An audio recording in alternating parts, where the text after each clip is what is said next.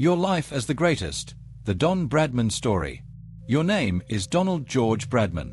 You are 8 years old. You live in a small weatherboard house in Bowral, New South Wales, a town of 3,000 people, 130 kilometres south of Sydney. Your father is a carpenter. There is no organised cricket for boys your age. There is no coach. There is no one to throw to you. So you invent your own game.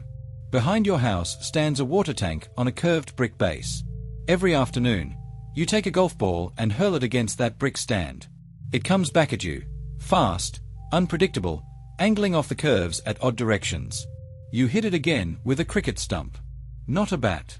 A stump. You do this for hours. Alone. Every day. Nobody is watching. Nobody is keeping score. Nobody knows your name. Not yet. You are 11 years old. Your school has a cricket match. They need a player. They put you in. You score 55 not out. You have never played a competitive match in your life. The following season, you score 115 not out for Bowral High School, your first century. The first of 211 you will score in all forms of cricket across your career. But you don't know that yet. You are 12 years old, living in a small town, hitting a golf ball against a water tank with a stick.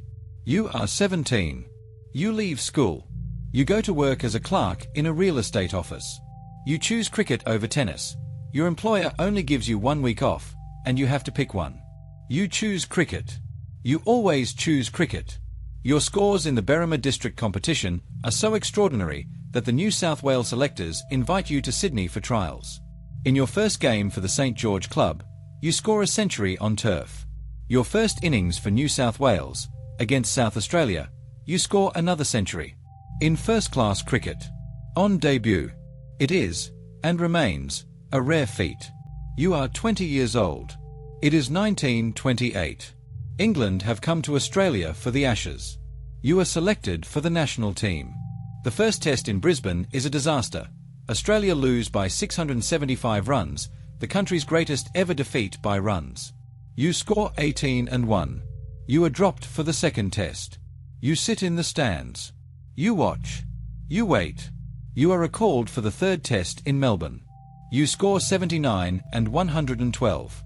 You are the youngest person ever to score a test century for Australia. In the crowd that day is a young lawyer named Robert Menzies, the future Prime Minister of Australia.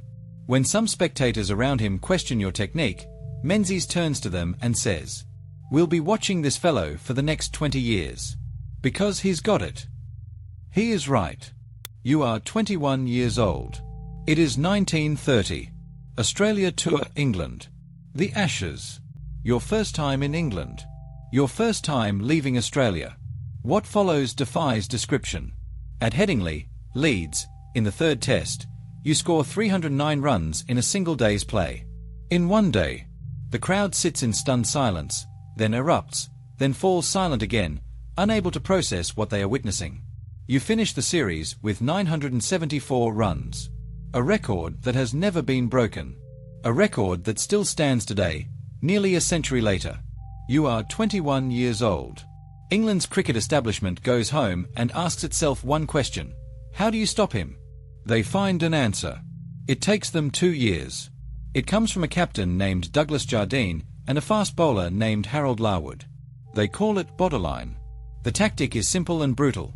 Bowl short, at the batsman's body, at high speed, with fielders packed on the leg side.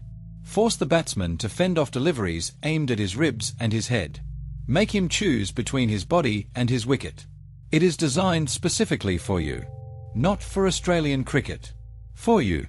The 1932-33 Ashes series in Australia is not just a cricket series.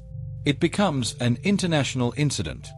The Australian Board of Control sends a telegram to its English counterpart calling Bodyline unsportsmanlike. England's cricket authorities respond coldly. The diplomatic tensions between the two countries reach a point where the Australian Prime Minister becomes involved. Harold Larwood bowls at your body at speeds that would terrify a modern batsman, let alone one facing it on uncovered pitches in 1932. You average 56.57 for the series. 56.57. Under the most physically hostile, politically charged, diplomatically explosive conditions in the history of Test cricket. England win the Ashes. But the rest of the cricket world looks at your 56 average and understands the truth. They could not stop you. They could only make you slightly less impossible. The years pass. The records pile up. 452 not out, the highest score ever made in first-class cricket in Australia. 29 Test centuries. 37 double centuries across your career. A century in Test cricket on average once every 3 innings. You are appointed captain of Australia in 1936. You lead with precision, with tactical intelligence, with a relentlessness that unsettles even your own teammates. Some of them find you cold, distant, solitary. You don't disagree with the assessment. You are not there to be liked. You are there to win. Then the war comes. You enlist. Your body, already carrying chronic muscular problems, breaks down under the physical demands of military training. You are invalided out of service in 1941. At your worst, you cannot shave yourself, cannot comb your hair. The pain is total. You lose the feeling in the thumb and index finger of your right hand. Permanently. Your dominant hand. Your batting hand. You spend months wondering if you will ever play again. Whether the greatest career in cricket history is over before it is finished. But 1946 arrives. The war ends. Cricket resumes. You are 37 years old. Your body has betrayed you. Your hand is permanently damaged.